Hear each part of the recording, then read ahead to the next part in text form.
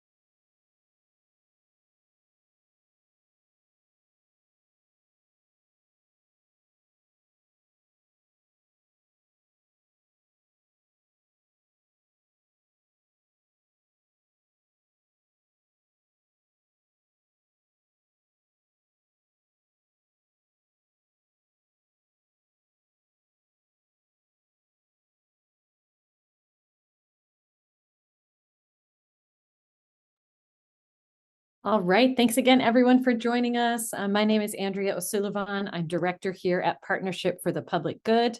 I think many of you join us regularly, but for those who don't, we are a network of 340 organizations in Buffalo, Niagara who come together to work for collective policy priorities and do research and advocacy. And part of what we try to do routinely is offer capacity building informational workshops, especially timely ones like today, our overview of what is in the 2024 to 25 proposed budget. We will hear from some members of our staff today. We've also asked Jeff Kelly from Investigative Post, who's been researching and writing about the proposed budget, to join us. And then we have partners on, such as Janaea Capers from Push and Aaliyah Williams from Voice, who are working with us towards some funding priorities through our community agenda. So we'll hear from those folks too. Again, for those who have joined, we are recording this meeting for the bulk of it. We may have time to turn off the recording for some private Q&A and discussion at the end. And let's see here, we'll get started. So our agenda today is we're going to just talk through the basics of the budget process. We're going to give some of our big takeaways and facts from the proposed 24 to 25 budget. We will hear then zooming in on several PPG partner priorities, PRI, which is proactive rental inspections, important healthy housing inspections, youth services funding, snow removal funding, arts funding. Those four have all been on PPG collective community agendas this year and very recent years. And then we also like to keep an eye on police budget, police spending that tends to increase over time, while some of these other core areas of health and youth and housing stay more stagnant. We will show you really quickly at the end a couple of the tools that we use to look at the city budget and to see what money's moving out, to see how certain funding lines change from year to year. And then we'll share on Wednesday, the Common Council is holding the only public hearing that's part of the annual budget process. So hopefully many of you folks are here because you're planning to join that to voice your budget priorities. So we'll talk more about that as well. If at any point you have questions, please put them in the chat. I think we'll try to get through the bulk of information first and then turn to questions at the end, and we should have plenty of time for discussion.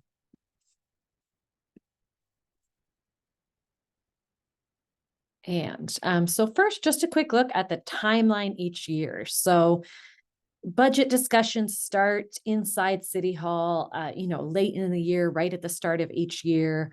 The mayor receives department budget proposals from each department head and compiles those into his recommended budget. And that's required to be sent to Common Council by May 1st.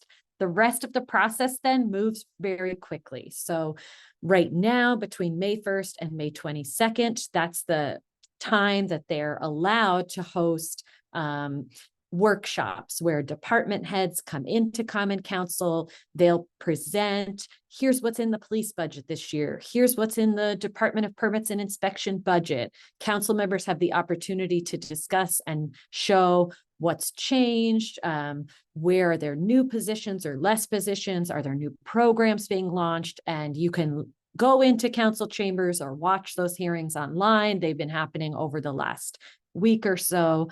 At the end of that round of workshops, they have one public hearing, and then the council by May 22nd can just approve the budget as submitted by the mayor. They can reject the budget, or they can amend it with cuts. We can talk more in the Q&A about the powers of the council. Our understanding is they cannot add line items, new line items. They can only make cuts to programs.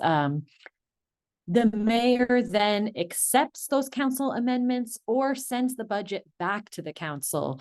They can override it with a 2/3 majority vote. So that process happens between May 22nd and June 7th. Sometimes it happens earlier if the council moves very quickly through the department workshops and the public hearing. I think either last year or the year before, they held a public hearing, and within 2 or 3 days, they had voted to approve the budget. So things can move pretty quickly. By June 8th, the budget becomes official, and that can happen again by either the council approves it, the mayor accepts the budget.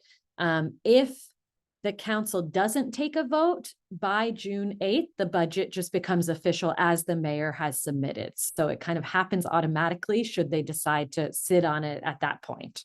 I don't think we've seen that in recent years. And this year, the mayor's 24 to 25 recommended budget is at $618 million for what's called the general fund. That's the kind of operating budget for the city. There is also a capital budget that includes capital, debt, large infrastructure projects. That's not part of the general fund. And at the end of the workshop, we can show you where we pull up those specific budgets. We tend to highlight that the police and fire department budget make up 30% of the general fund expenses, which is more than all other city departments combined. We've talked about this a little bit in recent years. They took out the fringe benefits for all the departments and put it in one place external to that. Previously, up until a few years ago, the general fund would break down as police department operating expenses, 80 million, fringe, another 20 million, whatever it was. They would show you the fire department operating, fire department fringe. Now they have taken all the fringe out to just one budget line. So it's hard to tell how much of that goes to police, how much of that goes to fire, how much. So this is just the actual salary operating expenses that make up that 30%. It doesn't include the fringe. And I think at this point, I'm turning it over to Sarah Wooten on our team to keep going with our big takeaways from the budget. Sure, yeah, you can flip to the next slide here. So this shows you the breakdown of that general fund, where all that money is going.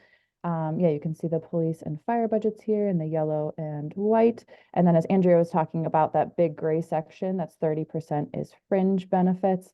It's becoming a little, okay, it's back to normal. In purple, we have, oh, it keeps becoming blurry. Okay, that's good. We have all other departments at 19%. So as you can see, yeah, the police budget is about the same as all other departments in the city of Buffalo combined in terms of the amount of spending, plus fire with an additional 12%. But as far as the increase in what the city is taking in via property taxes this year, they're bringing in about 14 million more, and that's by raising the property tax rate for both residential and commercial by 7% and 12% respectively. I think that's about it. Yeah, and so we wanted to have a little break for discussion here of why such a large tax increase in one budget year. And I think I'll stop sharing for a moment. Jeff Kelly, not to put you on the spot, but you've been researching this and writing about this for Investigative Post. Would love to ask you to just reflect for a little minute here on why such a large tax increase all of a sudden. Well, I mean, the reason is simple. It's because the Brown administration resisted tax increases, small tax increases over the years. This budget is kind of a return to form in kind of a bad way, in that it is at least partially unfunded by ARP money, and so it sort of it sort of exposes the same budgetary weaknesses that were evident in the decade after the control board went soft. Years in which expenses never met revenue. Revenue never met expenses. And so the Brown administration was always seeking for new revenue, anything except tax increases, which are politically difficult, politically unpopular. And there are other rationalizations for not raising taxes too, but those are maybe the main driving reasons. And that leads us to this necessity now. With the exhaustion or near exhaustion of the ARP money, which has to be obligated by the end of this year, all of this revenue weakness is exposed once again, as it was in 2018 and 2019, before federal aid came to the rescue for a couple of years. Yeah, and so in those years, we certainly heard some of the council members kind of raising the alarm. The city reserve levels are almost non-existent for years. And the mayor did not increase taxes in an incremental way. There was a city reassessment. Actually, then in, I think, 2021 recommended budget, they dropped the tax rate by maybe 1.5%. And so again, taking the reassessment, but not actually using that to bring in more revenue. They dropped the tax rate. Certainly there has, of course, been discussion, including in the Buffalo News, of the political calculations around that. It was the mayoral election year when that drop in the property tax rate happened. And so many years, as Jeff said, of relying on unsustainable funding, waiting for something like the federal ARP dollars to come along and fill out budget holes, and not doing these gradual increases. And worth pointing out that in the meantime, so when these like sort of putative revenue streams wouldn't materialize, what we did was pay down or we would fill the budget holes with reserve funds to the tune of about $109 million over the course of a decade. Taken from reserves that were built up largely during when the control board was hard. So, on the backs of kind of suspended contracts and hiring and wage freezes and this sort of like, I nearly said imperial oversight of the budget, this like oversight of the city budget. So we relied on city savings, rather than sort of replaceable revenue streams. Yeah, a couple questions in the chat that we'll go to because it's on this real direct question. Joe Kurtz from Massachusetts Avenue Project asking, what's the legality of using the American Rescue Plan federal dollars for budget holes? I think that's the same funding that Broderick Kaysen is asking to. Jeff, what about the 60+ million the city used to close the budget rather than for the people? And unfortunately, the way the federal ARP dollars were regulated, legally, they can keep moving things around. Legally, they can redirect funds for revenue replacement.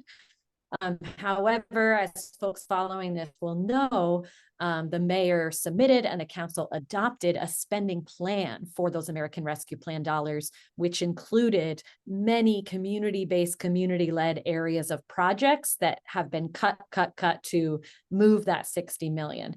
The other thing, and then I'll see if Jeff or others want to weigh in, is that we are still hearing from partners of many sizes of nonprofits, some of the biggest nonprofits in the city, some of the smallest, that they were given letters.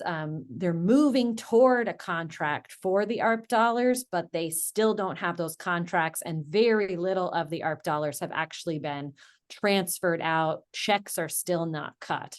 And when I've spoken with some folks in City Hall about that recently, off the record, they're saying the city is earning a lot of interest, millions in interest per quarter, if that hundreds of millions sits in their city bank accounts. And so there is actually a reluctance to move that money out as quickly as possible because the city's making interest on it the longer that it sits there.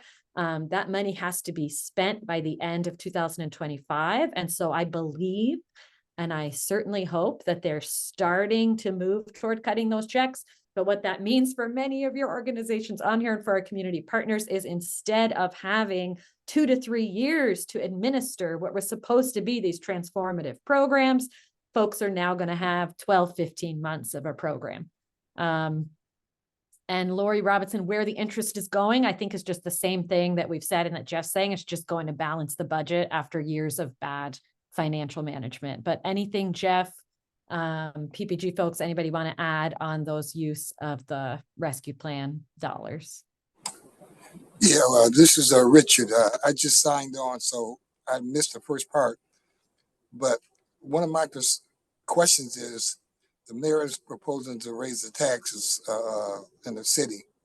And couldn't some of this money be directed toward supplementing that cost so people in the community won't be affected by the rates of raising taxes? Is that something we can explore? I'm not sure if you're the right people I should address this to.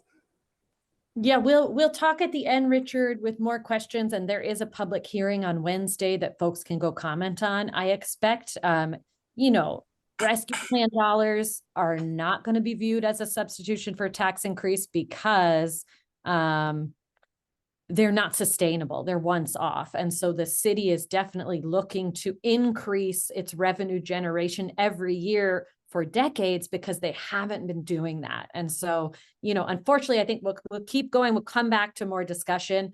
But something that I just, is difficult is that it's not a tax increase to say, we're going to increase taxes by this amount so we can add sidewalk snow removal. We can add these 3 great services. Really, I'm saying we're going to increase taxes just to survive financially and balance the budget. So it's not going to be for wonderful additional services. It's really out of a dire necessity because of failing to do incremental tax increases over the years. But we will definitely have time to go back to that. We wanted to show a couple other areas where that are driving expenses up as well. So let me just pull our slides back up and turn it back to Sarah. Yeah, so here you can see the teal bars. This is broken out by department in the city. The teal bars are this current year's budget, 2023 to 2024. And then the yellow bars are the recommended budget for this coming year. And this just gives you a sense of where the costs are increasing. As of course, we can see again, the police and fire budgets are pretty significantly much bigger than all of the other departments. But interestingly, it's really the Department of Engineering with a 31% increase in its budget for the coming year. Has the highest increase percentage-wise. And then we have the Department of Community Services, Permits and Inspections, and Police, and Administration and Finance, all with a 15 to 17% increase in the budget. And then, Andrea, unless you want to say anything else about this one, I could do the next one. Yeah, let's keep going for now, and we can go back to it. Yeah, and then this one's just to demonstrate you know, the recommended budget, they're going to discuss it, they're going to pass some kind of budget, and all of that is going to be well and good for a little while. But in actuality, the amount of money that is spent over the course of the year is usually, you know, pretty significantly different than what is actually passed. So this is in the current year's budget, we get to see what was actually spent between 2022 and 2023. And this is the change in those budget lines based on what was actually spent versus what was originally passed to be spent there. So here at the bottom, you can see that the street sanitation line was, you know, almost a quarter bigger than what it started out as. And that we can imagine is largely due to the big storms that we had that year. But the police budget, 8% over, and all of these other departments significantly over. There's also many departments that are significantly under their budget line as well. But just wanted to point this out because I think a lot of times we focus on what, you know, is proposed and what is passed, and we don't look back as much as well in terms of what was actually spent. But I'll pass it back to you, Andrew. Yeah, and just to say quickly, I think when we show you a few budget research tools at the end, we'll talk a little more about the kind of cycle that the budget goes through each year. So right now we're looking at proposed numbers for the annual budget.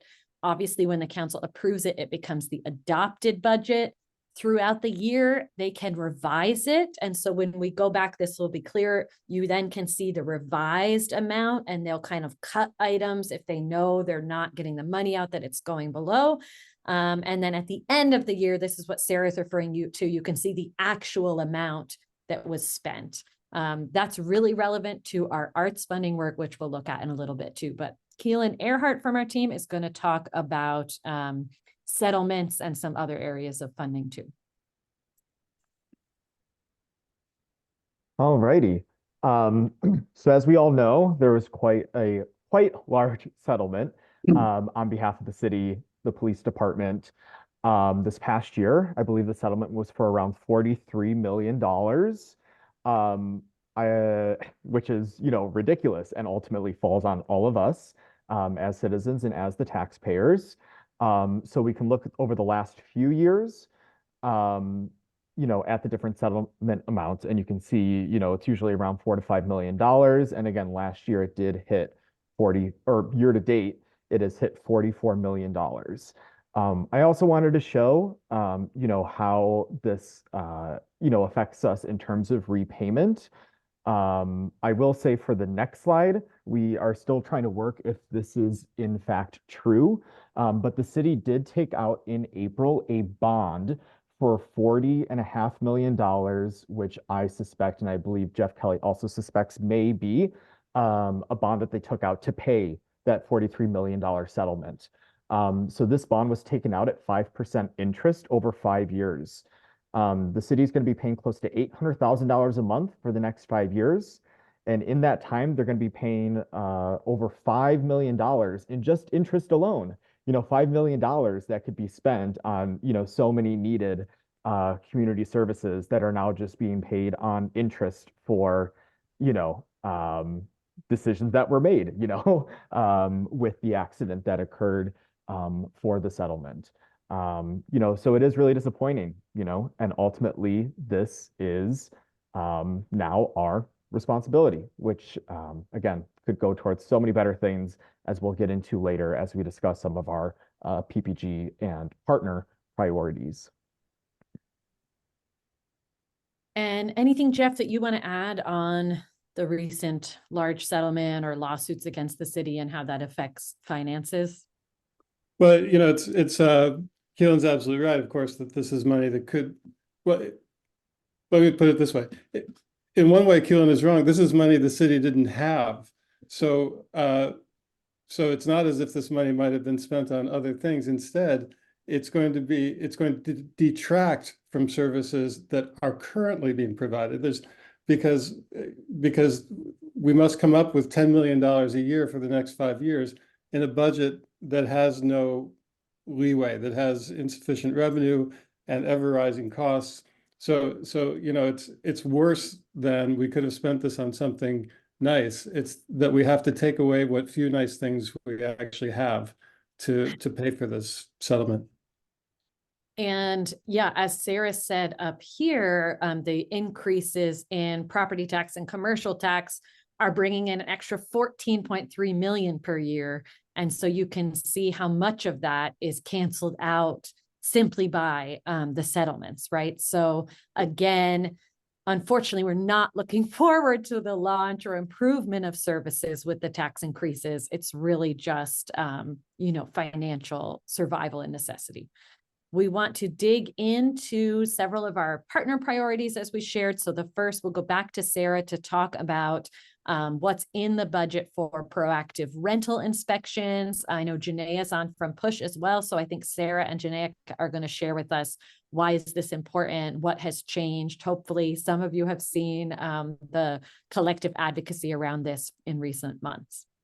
Yeah, and just to fill people in who may not know, the proactive rental inspections program is something that the council passed in 2020 that would require all single and double properties that are rentals that are owned by investor landlords, that they be inspected as part of this process, because up until then, they weren't really being inspected unless somebody called and said, please come inspect my apartment as a tenant. I can see that it's falling apart. I need somebody to come inspect it. But a lot of people are afraid to do that, right? Because they don't want to be evicted. They don't want to start an issue with their landlord, whatever the case is. So this proactive rental inspection program to get these inspections happening automatically is really important. Unfortunately, the city, we realized after a few years, was not significantly committing to this effort. They've only done a few hundred inspections in the most recent years. Before that, they were doing a couple thousand, but there are 36,000 units that need to be inspected. And so this just wasn't cutting it. So we've been advocating in recent months to get them to put more resources into this and come up with a clear implementation plan.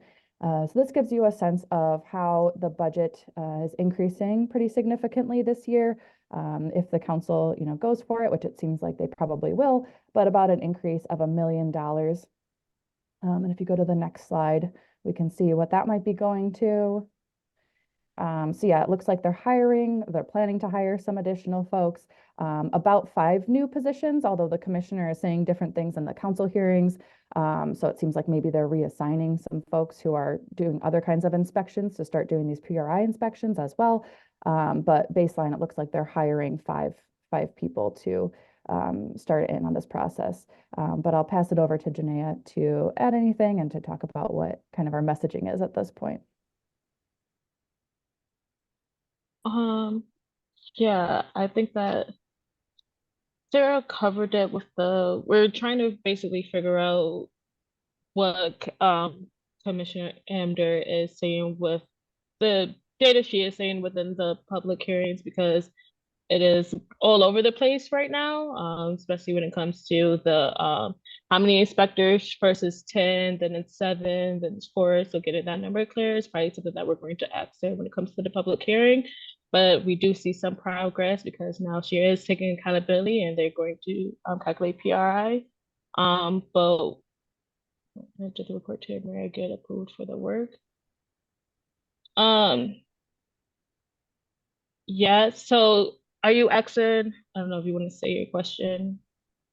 Well, and talking about, funding moving around, right? Like we've seen in past years how funding has been reallocated from a number of sources, in particular public education. But I'm just curious, creating this extra work, right?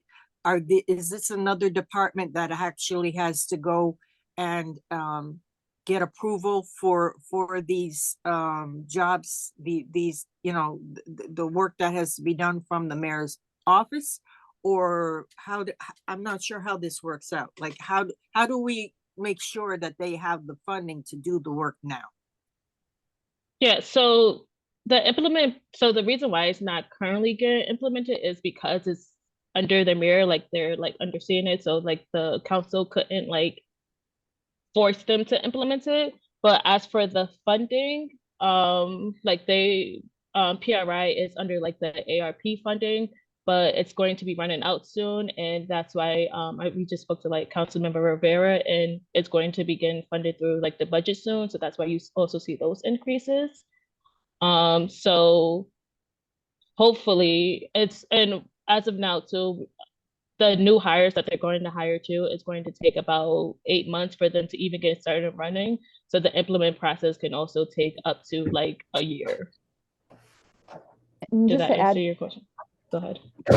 yeah, just going to add to that in terms of, you talked about, Ms. Barr, how money is moved from some places to other places in the budget. And I think that's definitely a concern that we have, because of course this is, in the proposed budget as these additional positions, but they could just go unfilled. We've seen many positions go unfilled, right? And that money could then be used for something else to cover a different hole in the budget. So that's something that we really want to be pressing on the council too, to be asking of the department, is regular updates on the hiring process and where those folks are at, because we want to make sure they're actually put in place. Yeah, and I don't know if you want me to talk. Go ahead. This is Richard. How you doing? As you know, I'm a push member as well. My question is there a timeline as far as them being able to put these people at work? I know you mentioned it might take up to a year, but is there a set timeline we can hold them to as far as getting these people aboard? So as of now, it's not a set timeline. So it usually takes them, when they get hired, like it's from the start of like, they do an interview, it usually takes 3 months for the process to like completely go through. Then it takes about another 5 months, I 2 think, for training. months. Yeah, it takes another 2 months for like a certain training, and then it takes another 6 months for like them to get certified. So that's like a good like year basically for just a single inspector to get trained. But I would say, and I can talk about the public hearing now, I personally think it's very, even though that we know that the public hearing is like the last step, and we know that mostly it's not going to be any change to the budget after you go to the public hearing. But I think that for us to actually share our views and what we want to actually change within the budget, if you have any opinions that you want to see change, to get that on public record, right?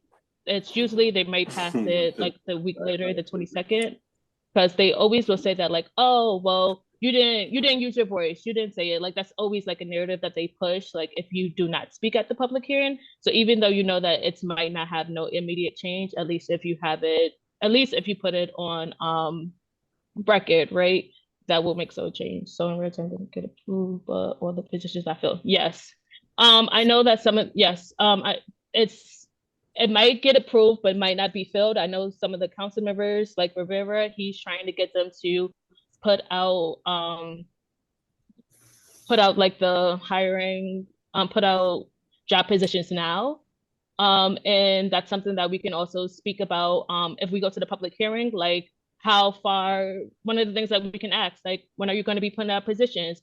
What are the radius that you're going to be putting out positions? Like, this is something that we can be asking for, and then see if they're going to actually have a timeline. Like, when is the estimate? Like, are you trying to fill these positions? Because yes, they can just have these positions sitting there, then they can allocate the money to somewhere else because these positions aren't filled, right? And that's the whole difference about this implementation process.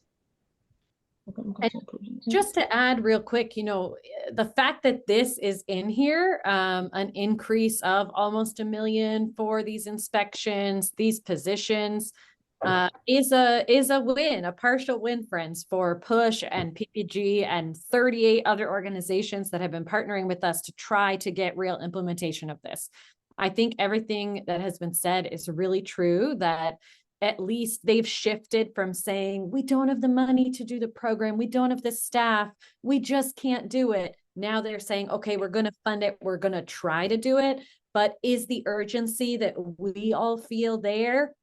Not in the same way. So I think, as Janaea has said, to keep raising voices, to go to the public hearing, to say we need really regular reports. Waiting for 8 months for these new inspectors to be trained is not acceptable. We need to assign some current inspectors to do these healthy housing inspections in the meantime. Many things like that can be expressed, but I think this is an addition to the budget that, our collective can say we advocated for this. And Keelan put in the chat as well, this money also came from increasing the landlord rental registry fees, which they're just doing now. So increasing those specifically to fund the healthy housing inspections is an important part of it too. And then I just want to add one more thing. Less than 3 months ago, Kathy Emder tried to say that PRI is a county problem and not a city problem. And she tried to get PRI taken away. Like she tried to get them to remove PRI. And that just tells us how much pressure that we've been putting on them, that she had to rechange like the whole narrative. I think that the more, like how Andrea just said, that the more we keep pushing, the more we keep talking about it, it's actually going to make them do their job. So yeah, and if you are talking to council members, I mean, thanking them for holding the line on PRI, because as Janaea said, the Commissioner of Permits and Inspections officially put in her report to the council, we should revise or repeal this law. And they have said behind the scenes, we're not going to do that. You have to do it. So positive, something positive to highlight in the midst of a pretty stark picture here. And I just added in the chat the event page for the rally that we'll be having PPG and Push right before the budget hearing. So if you join us at 4, then you can help demonstrate that there's a lot of desire to see this program put in place, and then come with us at 5 to the council chambers to speak to the council. And next up on PPG partner priorities is youth services. This is officially on our community agenda this year, but for many years in assessing the budget, in past years, we've done much more detailed line by line analysis of the police budget and why it's grown. And we have continued to say, allocate and reallocate funds to youth employment, youth services. It's a proven community safety strategy. And Voice with Aaliyah Williams has that on our agenda this year. But I think first, Keelan's going to talk to us a little bit about what's the story with this budget area. Sure. So youth services is a part of the Department of Community Services. Here are all the things that go into that, anywhere from community relations, senior, youth, recreational programming, as well as workforce employment and training. When we look specifically at the youth services budget, if you want to go to the next slide, it is showing an increase. So they're recommending about an $800,000 increase, which is impressive, specifically in the line item for other contractual services. Now, this includes many different things. This is the Mayor's Summer Youth Program, Youth Employment Program. This is also assistance for, different after-school programs, summer programs. We do know that a big portion of this increase is due to helping out this upcoming summer, being that I believe, there aren't going to be as many summer school opportunities. I'm not very well versed on the exact situation, but I know that there are not going to be as many schools open for, kids or youth to attend. So I do know that some of this money will be going to help compensate, Buffalo PAL, maybe some of the Boys and Girls Clubs, different things like that to accommodate the increased need for youth programming, specifically this summer. And then we have Aaliyah Williams, I think, from Voice on. Deja James from our team at PPG have been our leaders on youth services. So anything you would add about the importance of this, or if folks want to go and speak for additional youth services at the public hearing, anything you'd like emphasized? We have those folks. Yeah. We might not have them with us anymore. Let's see. Great. Can you hear me? Yes. Thanks. Okay. Good. So yeah, I just wanted to add a little bit of context around the contractual services point. It is positive to us that there is an increase in funding for youth services, including an increase in funding for community centers and supplies. So that is a win to us. I do just want to note, as far as the contractual services piece, part of the reason for the increase in that is due to the city not having the ARPA funds to cover the Mayor Summer Youth Program that they have had in the previous years. Unfortunately, we are seeing cuts of participants in the summer youth programming by a couple hundred.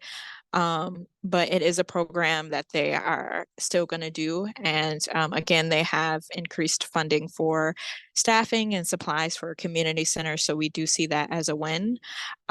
We are continuing to fight for expansion of the community centers and the youth programming in Buffalo all around. I would encourage all of you who are passionate about our young people and providing youth services to our young people this summer to come out to a press conference that we are having today, actually at 4 o'clock, to urge Common Council to continue to invest in our young people, especially with the summer coming up. So that's going to be today at 4 o'clock at the steps of City Hall.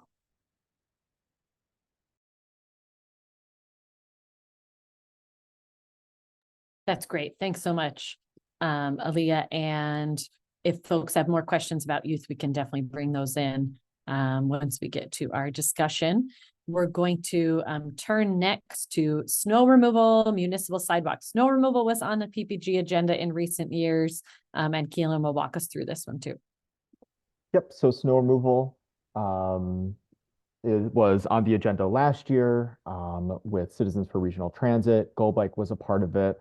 I also did some work outside of PPG with snow removal. So it's part of the Street and Sanitation Department within the Department of Public Works, which includes all these different divisions, engineering, buildings, parks and recreation, even the animal shelter is a part of DPW. The largest increases for DPW were really the Division of Engineering and the Division of Buildings.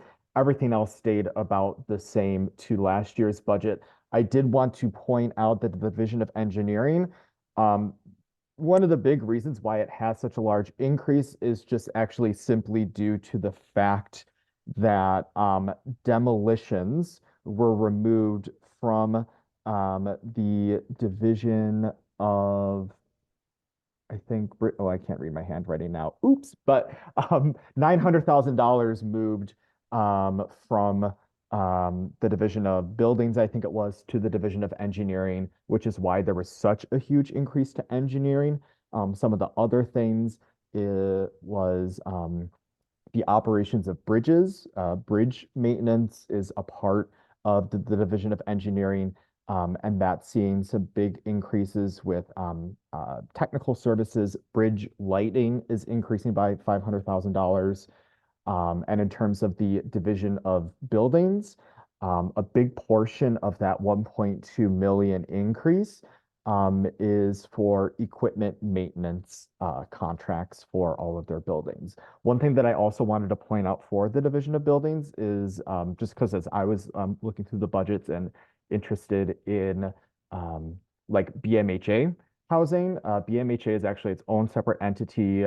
All of those buildings, all the housing through BMHA is not a part of the Division of Buildings. It's not included in the city budget really much at all. They do make some payments to BMHA, but for the most part, they're funded federally and through the state. So to move on to snow removal specifically in the Street and Sanitation Department, last year they budgeted almost 11 million, so $10,800,000. And so far this year they've spent $15 million. And the big reason for that is that for whatever reason, this year, last year, and even 2 years ago, they haven't been appropriately budgeting for contractual services with street snow removal. As people may remember from back in February, I think it was, Mayor Brown went on record saying, we're going to need to raise taxes this year. All of these big, heavy snowstorms, are really hampering, our budget. And so we're going to need to increase taxes to help fund this.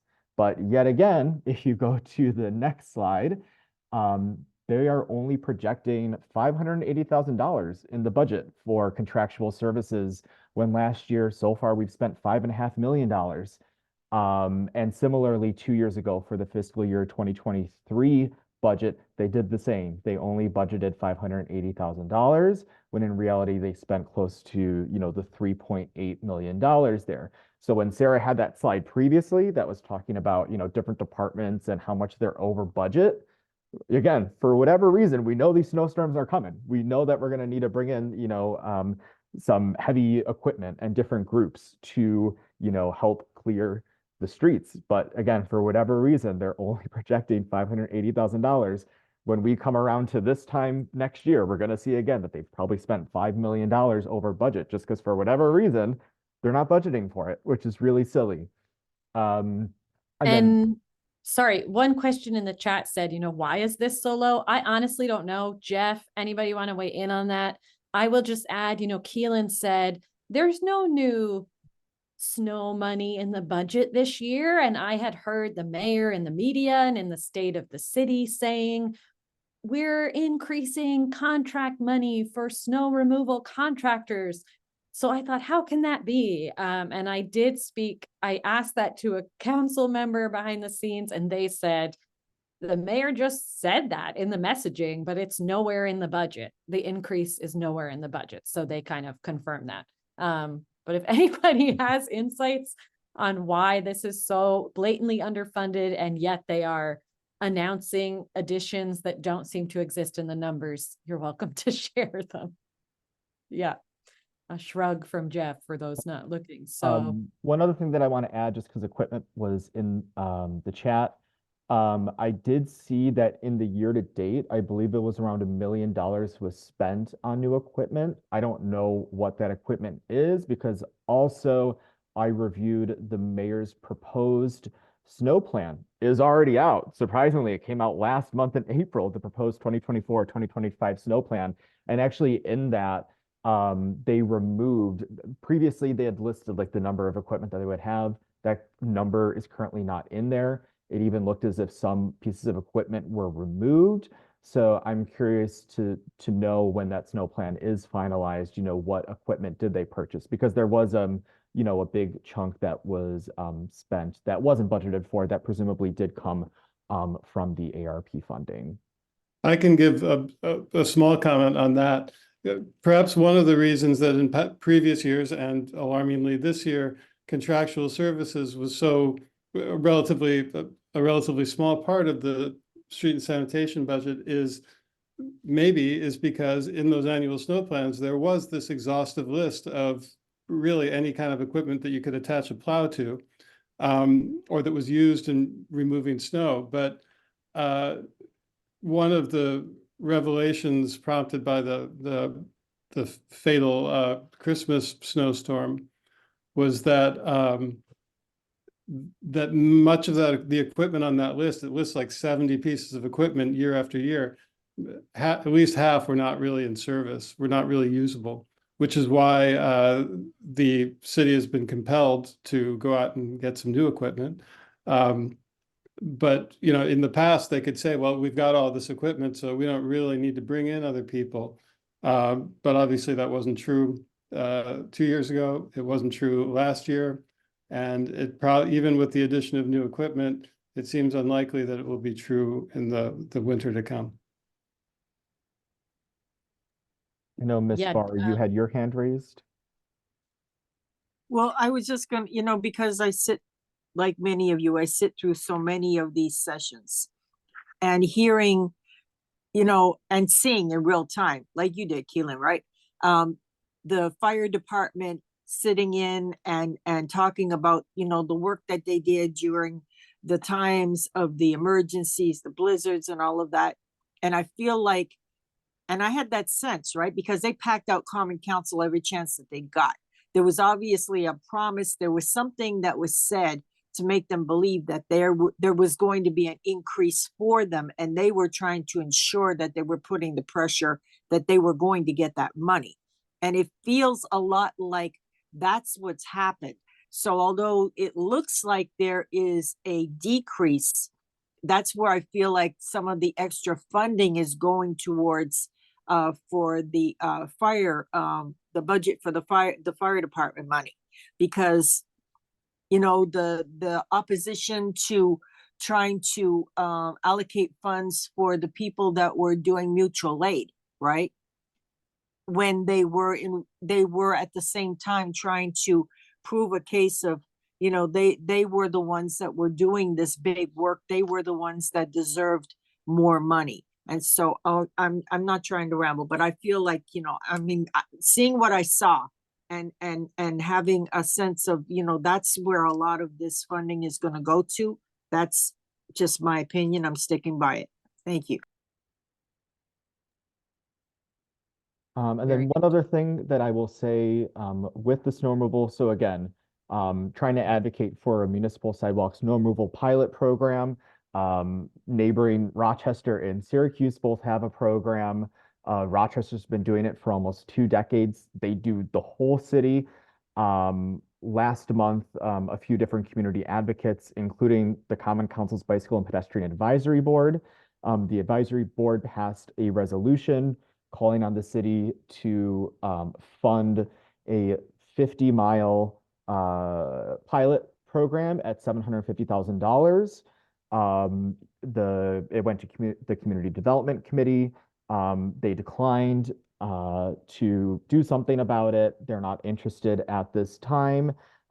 They want to try to increase fines and fees for people who don't shovel. And when I posed the question of what is the city going to do about their 8,000 vacant lots and the, shoveling the snow on the sidewalk, Councilmember Gollenbeck didn't really answer that, but simply said, well, we didn't ask for these lots, so, and just kind of shrugged, which I thought was interesting that he would go on record saying that.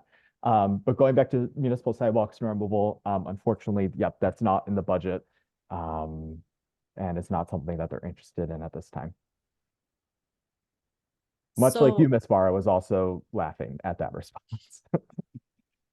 And moving on to one of our last PPG partner priorities, we have worked over the years and have had on our last few community agendas to have consistent, reliable, transparent arts funding from the city of Buffalo. And this is almost the opposite of what we were just looking at of under budgeting and overspending, where in fact, they pass a budget each year that they then revise down and then almost don't distribute out at all. So you can see last year, 400,000 was adopted. The year before, 465,000 was adopted. This funding line is called Grant in Aid for Cultural and Anti-Violence Programming. 465,000 the year before. You can see that at some point in the year, they cut down and say, oh, we're not going to spend all that, so we'll cut it down to these lower numbers. But this is what they actually distribute in grants throughout the year. You can see 2 years ago, 6,500, only 1.4% of the adopted line. This year, a little bit more, 64,000 went out, 16% of the adopted line. Once again, for this year's budget, they are adopting 400,000. But a big question that PPG, Frontline Arts Buffalo, the Greater Buffalo Cultural Alliance has continued to pursue is, why does this grant line not get moved out? So I'll turn it over to Catlin Kroll on our team, who has been working the most on this year, and see if there's anything you want to add about why adopt this if it's not going out, and what can folks do to help move these arts grants out? The first thing that people could do is make sure that you're keeping up with the city council. I just put the address in the chat. You can go down and hear these meetings like Ms. Barr does consistently. You can also watch them on Facebook. You can see the council meetings, the committee meetings, the caucus meetings, the workshop meetings. They're all there for you. And so you can watch how it is that the sausage gets made, I guess you'd say. So the arts funding, like Andrea said, is different in that it is a decreasing budget line. It's not an increasing budget line like the police, but rather decreasing it. 2 decades ago, it was well over $1 million. Then it went down to 800,000. Now it's at 400,000. And the council and the city are using sort of various ways to decrease that budget. One is that they're actually proposing much less. So instead of proposing $1 million or 800,000, they're only proposing 400,000. 2, they're sort of obfuscating by the way that they've named this. Arts funding is now called part of the grant and aid cultural and anti-violence line. So that means that everything that has to do with culture or anti-violence or arts is swept into one section of the budget. And in fact, that section mostly just goes to pay for, and this is not to dismiss these, to pay for parades and festivals. So it pays for Juneteenth, it pays a small amount for Juneteenth, or a small amount to the Grease Pole Festival or to Funk Fest. Almost none of it actually goes out to any anti-violence organizations, let alone any arts organizations. So that's a sort of a second way that they reduce this amount. And then, as Andrea said, the third and most devastating way is that they just don't pay the money. Remember, the budgets, like you said, can be revised all throughout the year. You're seeing the sort of revision that happens before the adopted budget now, but just because it's adopted doesn't mean it has to be spent. So that 400,000 that is proposed for arts, you know, maybe half of it will be spent. Maybe it will all be spent, but maybe, like some years, only 6,500 of it will be spent. The budget does not mandate that you must spend at least that amount. And so you also want to sort of look at what the city is actually spending. What checks are they actually writing? What money is arriving in people's bank accounts, in people's hands? And I think that's probably going to take us to the question of tools, how you figure this out using open books, Andrea. Yes, we'll look at that. So yeah, a tough one. And Catlin and Frontline Arts are working to make sure this money gets out. You know, in direct meetings with council members, we've heard a range of things from, we really want this money to get out, but there is no money, or simply this procedural mess. You know, the Arts Commission used to do an application, then the law department was dishing out the money. How and where do we get the money out? So they're working through all of that. But I have also asked at times, after so many years of putting this in and distributing usually well under 10%, is this just padding the budget so that we're going to put in 400,000 for arts, but we're going to end up moving it around when there's inevitably lots of police overtime? And some council members have said, that is not unlikely. That could be a strategy out of the mayor's office, is like pad the budget in all these places that are less noticeable if you then just have the funds to redirect. So it's important, I think, to track these things so we can see, where does it seem like, if you look at this table, they're intentionally adopting some larger budget lines when it looks like there's no intention to get this money out, if this has happened year after year, right? And hopefully we can change that, but it's still just interesting to note. Finally, very quickly, you know, where is police spending going? And here are recent years actual, and then jump for the proposed budget this year. And that jump is pretty much exclusively salary this year. It was well covered in the media that it was the time to do a union contract renegotiation, and so salaries were negotiated up. Some previous years, we've dug in and pulled out like every increased budget line in the police budget. They're budgeting new uniforms. They're budgeting for this many new vehicles. They're budgeting for new office tools. But friends, to be honest, we have not had luck getting any of that money redirected. We've done deep advocacy with partners on that in previous years, and there is essentially no political will in City Hall to reallocate police budget funds. So we have not done that deep dive this year, though we would be interested to do that with partners in the weeks ahead. But really the reason for the increase this year is salaries. We are going to just show you two quick tools for doing your own budget research. I'm also going to drop in the chat now something that Jim Montour compiled. Jim's on with us as with Habitat for Humanity that he's joined, but he until recently was chief of staff to the Common Council and helped put together this council guide to understanding the budget and some other tools that tried to make the budget process more transparent, and we really appreciated that. So we're going to look at two tools. We'll send also around the slides, this recording, and resources shared in the chat. First, I think Keelan, I'll stop sharing so you can screen share, and you're going to show us how to pull up the basic city budget documents. Yeah, so I'm actually going to do look at some.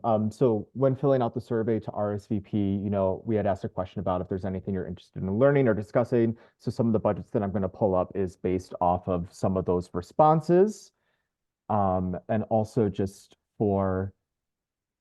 to say as well, just because of some of the comments, some people asked about community development block grants. That is through Bureau. And Bureau actually, has its own budget that's completely separate from the city. So just for that point of reference. And let's see. So you can find the city budget by going to the Division of Budget page on the city's website. And first, someone has to question about parks funding. So I thought that I would just go into that. As you can see, there's different very high level summaries. The appropriation summary will list every single different line item and the total amount that it'll be funded. But again, I'm going to go specifically into Public Works, Parks, and Streets for that question on the parks. Actually, I was already in it. So let me go to this. So first, the budget, the different department books will start with all the different, departments that are within it. So when we go down to parks, all of them will then also give, sort of the mission statement, the goals. They'll even include some statistics from years past and what they're projecting. I will say that overall, parks is staying relatively the same. Again, here they show the actuals for 22 to 23. They show what they adopted in the current budget, what it was revised down to, what has been spent year to date, and now what they're recommending for next year. Again, when looking through this, we can see here that last year they adopted a $362,000 budget for the administration. Now they're budgeting $450,000. On the next page. So again, all the different divisions will show, these different totals, and then it'll go into the staffing structure as well. So we can see they're looking for, a clerk, an admin, the commissioner, as well as an engineer and a project manager for a total of 6 positions. I also have pulled up last year's because I was curious, we see that the annual salary for last year was budgeted at $358,000, and this year it's $435,000. So that made me look and think, I wonder if this is just due to, increases in pay or a new position. And in this case, I was able to look at last year's budget. I guess going back to this real quick, you can also look at previous year's budgets over here. So right now I have the recommended budget up for this year. We can also go back and see the budget that they're currently in, the previous year's budget, and then you can also see a whole bunch of budgets dating way, way, way back. So I also have pulled up here the budget from last year.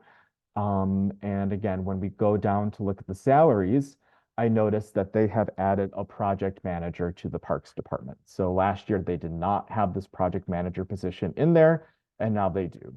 To look at staffing, really, you do just have to go like budget to budget to see and follow the trail there.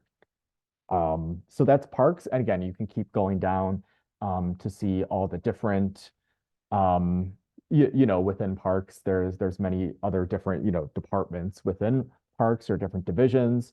So as you can see, this has stayed relatively the same too. Again, you can look into all these different line items. Again, more positions for the actual, park maintenance itself, the different laborers. They spent a little bit on $207 on youth programs, although it looks like it was moved to community services. Sometimes when you're going through the budget documents, you'll see this. Like as I mentioned earlier, the Division of Engineering increased 30%. There was a note on one of the pages that showed that movement of that large amount. And then you also have facilities as well. Again, the total budget is relatively flat. And again, you can dig into the different line items and categories there. Trees is also part of it. Again, relatively flat. So that's parks. I guess I'll just go into one other, looking at the executive budget. So the executive budget really takes in it's the mayor's office, strategic planning, here are all the different things. And someone asked specifically about citizen services. So again, just to do another example and going down to that. Let's see here. So again, starts off with the work plan, the different activities, statistics, things like that. Actually, let's see. Okay, so this is the current one, the 2024 to 2025 one. We see that this year they're budgeting for $1.3 million. Last year it was 1.1. We can see here that most of the increase is due to salary. And I was able to then, again, look in and compare the different staffing charts from last year to this year to see that they are budgeting about 4 more positions. Here they have 23 positions. Looking at last year's, they had only budgeted 19. So I looked in and was able to pull out, in some prep work for this, that the additional positions that they hired were the second shift supervising complaint clerk. They also added in a complaint clerk to level 2 here. Before there was just one, I believe.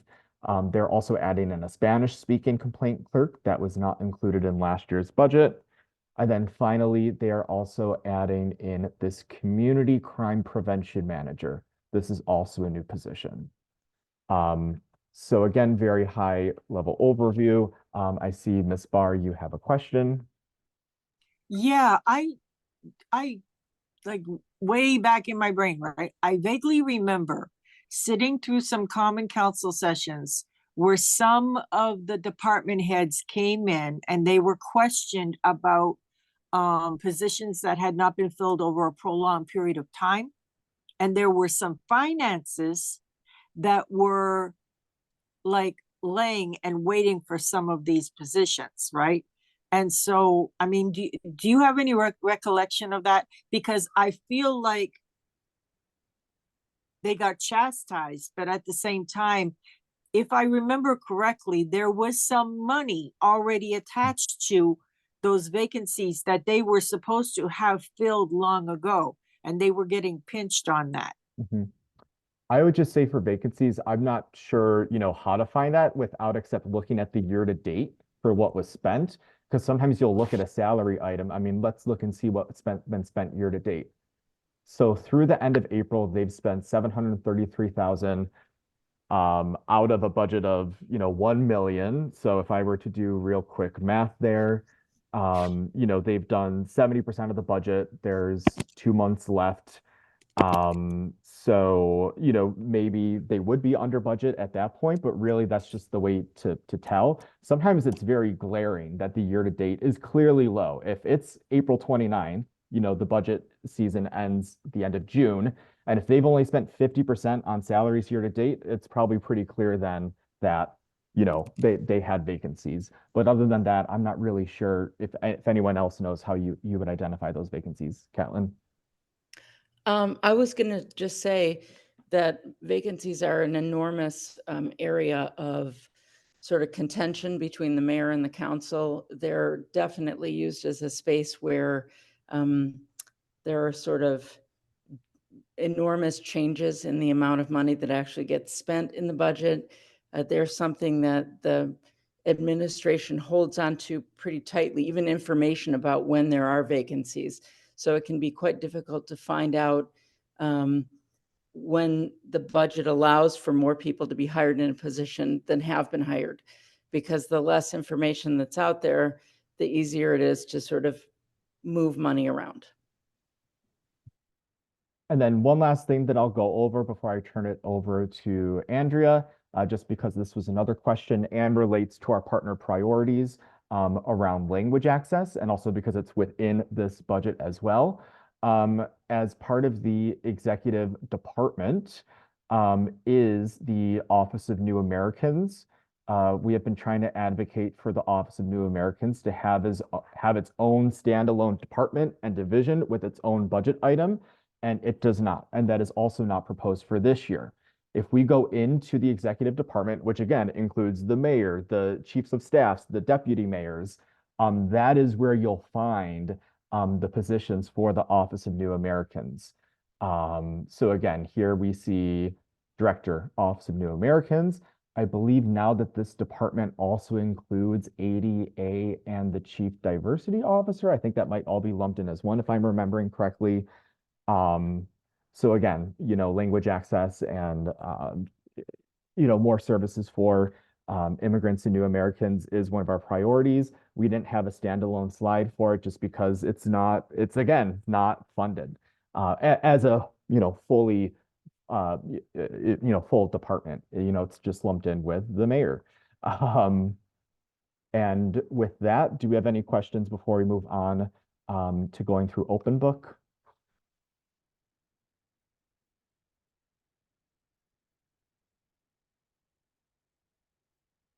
Okay. Okay. Wonderful. So I'm going to show you very quickly budget expenses financial tool that is part of the Open Data Buffalo website, which is an official city website. I feel that Jeff, Kelly, and others on this call have possibly used this more than me, but it is a useful tool. So I'm going to show it, and then maybe others have more to add.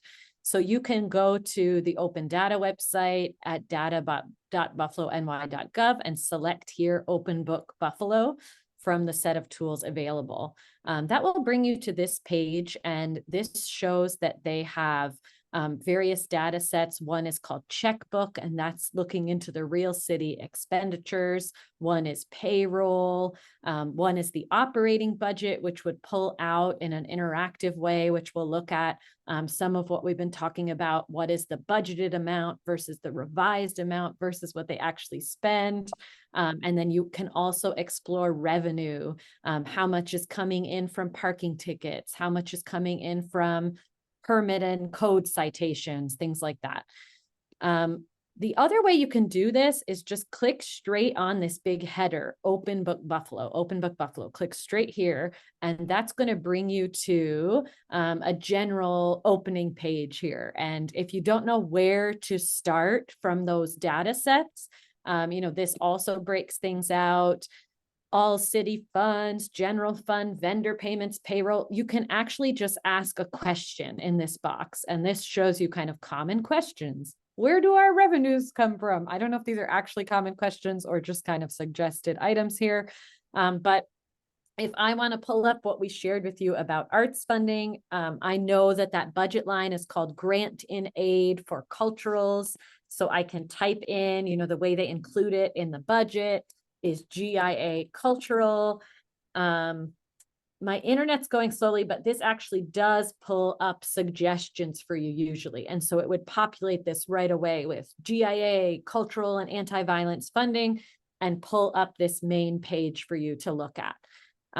What's interesting here is you can go up here. This is showing me actual spending. 39,000 was spent in 2023, but this has 5 years of data. So you can click between these years and get the actual amount spent. So 2021, 17,500 was spent. And then we can go down and actually see who were checks cut to and for how much. So this will show you the African American Cultural Center in this year got 6,500. The Puerto Rican Day Parade got 4,000. United Front got 2,500. Juneteenth got 2,000. And we can see that for all these years. And this gave us a good understanding, PPG and Frontline Arts and GBCA, that this wasn't even really being used for arts grants. It's basically being used for kind of checks to sponsor festivals and art events in some way, because every year in recent years, it will be these small checks, very often to festivals. Here's the Greater Buffalo Italian Heritage Festival getting 3,000. Again, the Puerto Rican Day Parade, Juneteenth usually gets a little bit each year. So that was interesting for us to be able to see, where is this going? How much is actually getting moved out and where is it going to? And that's, just to compare, when you go into the actual budget document that Keelan showed, this is all the detail that we get from this line. So we don't get to see how much was budgeted in these recent years, right? You just see the actual amount. The headers are way up here, but the actual amount for these years, the adopted amount for the very last budget and year to date. So by using the other tool, we're able to see how much was supposed to be spent and where did the money actually go. So you can track down in this tool, you could enter any line here in this budget and it should come up. It's a little bit tricky when something like youth programs, which I actually tried to find, if they haven't actually spent anything in recent years, it doesn't really populate. Or if it's a budget line that they keep moving around or renaming, it can be hard to find in open book. But that's the basic, very simple way to use it. And if you click around here, you can explore the operating budget, click on different elements here. It will keep opening different things you can click around, click into the public safety budget, and explore what makes it up. So yeah, would love to have questions about that, or in fact, about anything. Jeff, anything you would add about using open book or any other budget research tools?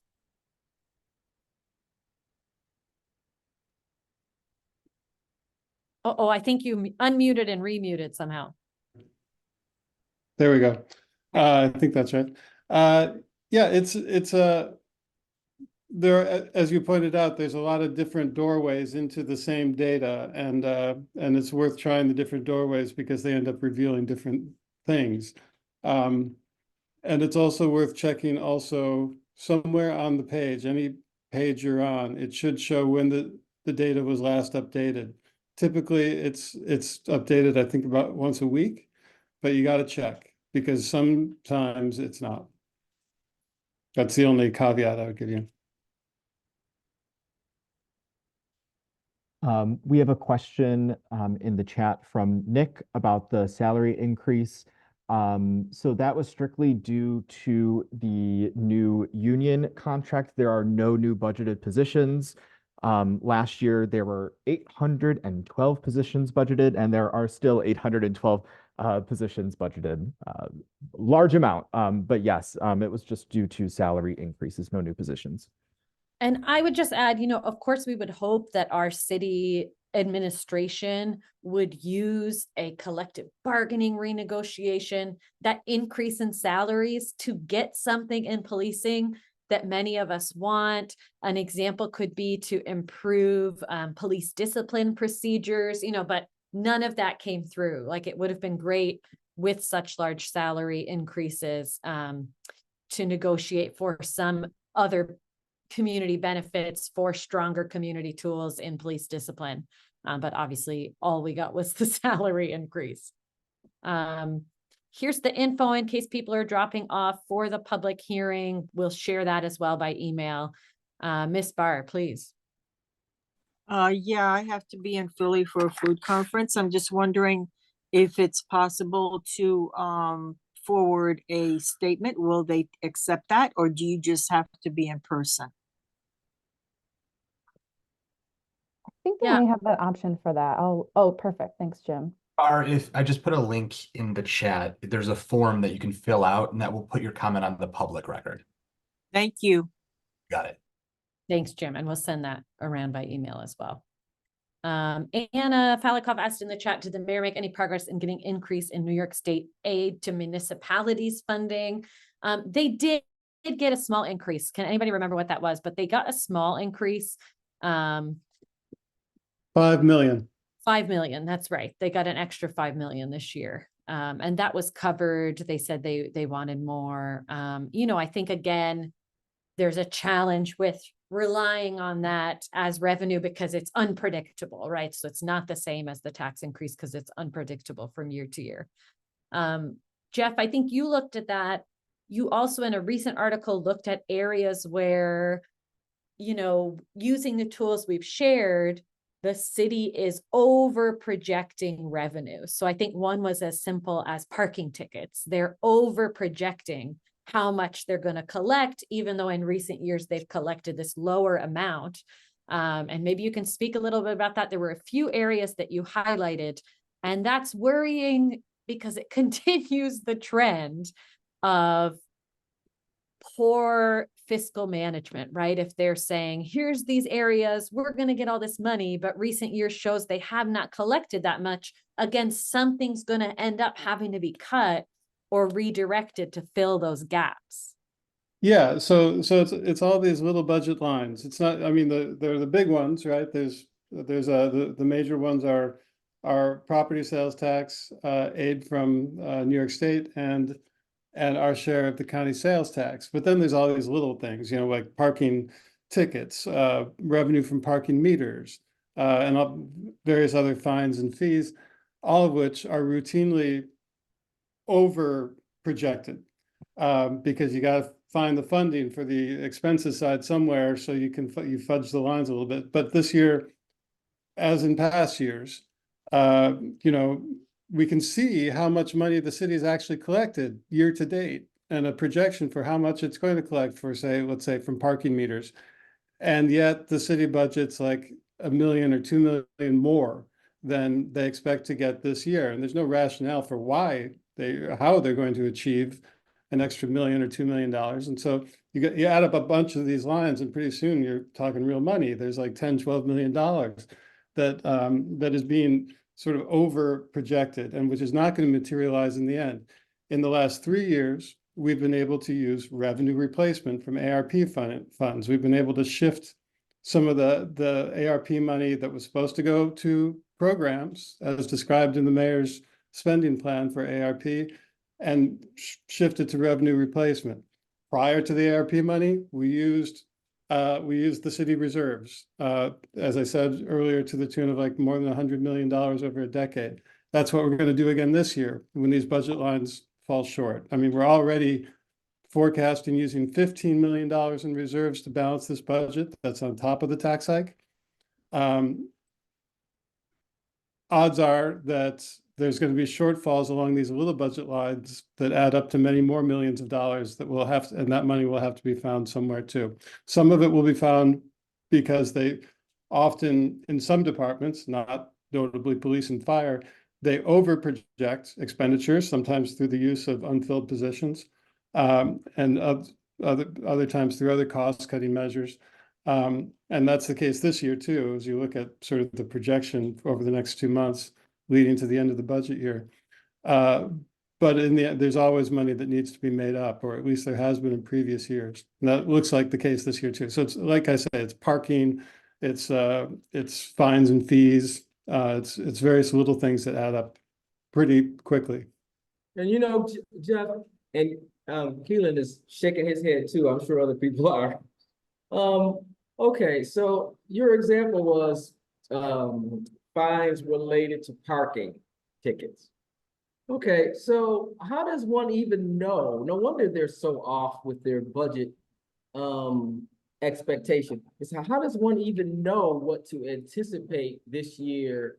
At the close of the year will be the money allocated from that source? Is it that they look at previous history and say in 2023 we collected X number, and in 2022, et cetera? So we anticipate it'll be somewhere around that. So I suspect hopefully there's some level of logic to that estimate. So that's one piece of this. And the other piece is there was talk, so I thought about, well, the 68 million, I probably got the number wrong, 60 plus million that was supposed to go to the programs that Andrea just allocated, that we've all been talking about what happened to that money. Well, they closed the budget gap with that. The problem with this whole thing is it's robbing from Peter to pay Paul, and so if they use that money this year, that's all fine and dandy. To your point about 15 million they got to use next year. That there's no, like, we got to figure out something better than every year we have to just come up with some money out of the blue instead of figuring out a better fiscal plan. I don't know, like, what's your thoughts on how they should do it? Like, I mean, we know how they're doing it. Like, it seems like there's smart enough people in City Hall that we should and all these millions of dollars, we shouldn't be in this situation. So I can't wrap my arms around how they make these decisions. Go ahead. Yeah, I don't know either. but you know, from my point of view, and I dislike editorializing about this stuff, but what you need is sort of honesty about the problems the city faces, and honesty about whether how you're going to try to tackle them, and whether you're going to have a good chance of succeeding. You know, part of the problem is, you know, at this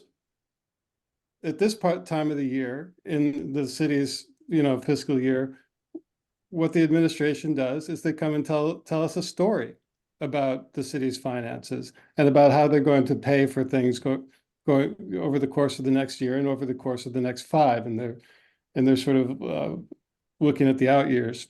But it's a kind of a story, and then at the end of the year, they try to sort of fix up the story so that the numbers add up, and that means that they have to go find money from savings. And it was easier to resolve these narratives the last 3 years because of that ARP funding, you know, and it was tricky, but easy for a little while, because we had pretty big chunk of money in the city savings account, in fund balance and reserves.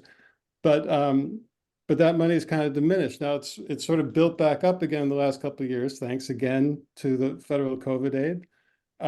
But you're right. You know, there's got to be a different way going forward, because otherwise you're telling a story in one part of the year, and then you're trying to make that story add up a year later. You know, and that's no way to run the finances of the city. Because clearly they didn't expect to get that money. It wasn't a shortfall they anticipated, and now they found the money to do it. That was because of COVID, and nobody expected to have that even happen, right? So go ahead, Andrea.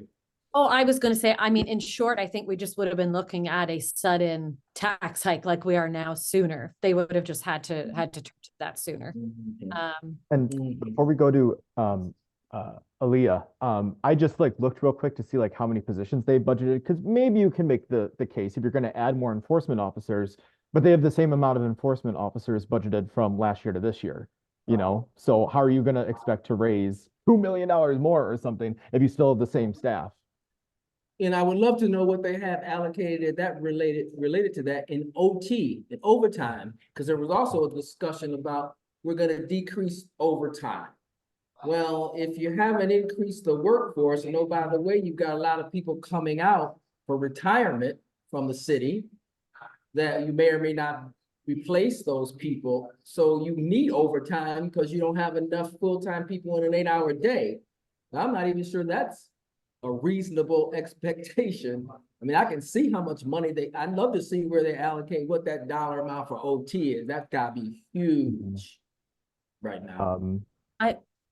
Wait, how much am I pull that looking at this budget right, that they brought in $1.1 million from? Jeff, you know how much they brought in from parking tickets usually? Oh wait, I'm looking at the wrong thing. Let's see. I know we're at time, so I want to go to Aaliyah, and folks who have time can stay on for a little bit more conversation, for sure. Yeah, I don't know if it was mentioned previously, but from my understanding, Common Council, they obviously have the power to trim the budget, but in those trims, they do have the ability to, at least based on the appropriations from last year, they do have the ability to make cuts in one department and then kind of scale over that money to different departments. As long as the budget is still the same or less than what was proposed, am I correct in that? Yeah, I wonder, Jim, since we have you on, do you want to answer that kind of procedural question from all your council time? Because over the years, we've definitely gotten different interpretations of their power to move things around. Yeah, she's actually right. So you can make cuts and you can move money, but you can't add money. So you can remove from a certain area and add it to a different line, but it has to balance out. There can be no added revenues within each department budget. From a department, yes, it has to be department by department. Okay. So you can't, like in past years when we have said, you know what, the police don't need 2 million in new uniforms that they say will be friendlier for community. Let's take that 2 million and put it to youth services. That's something that would actually need to be done by the executive in the original budget. It's not something that the council can take money from the police department and move it to community services. That's my understanding, yes. Yeah. So basically they would have to like take money from one part of the department and put it in another part of the department. Like, for example, for like the community services department, they would have to say, instead of allocating funds for X amount of funds for bands, we're going to instead allocate those X amount of funds for the summer youth program. Am I making sense?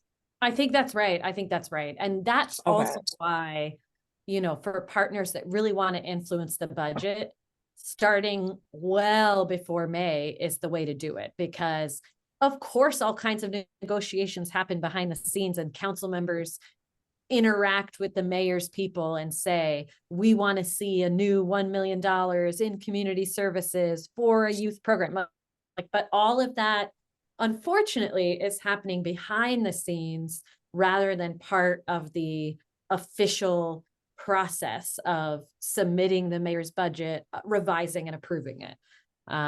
So I think that's part of the big picture.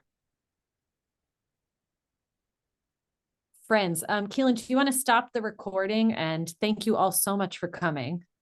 Really appreciate it. We'll share all these resources by email afterwards as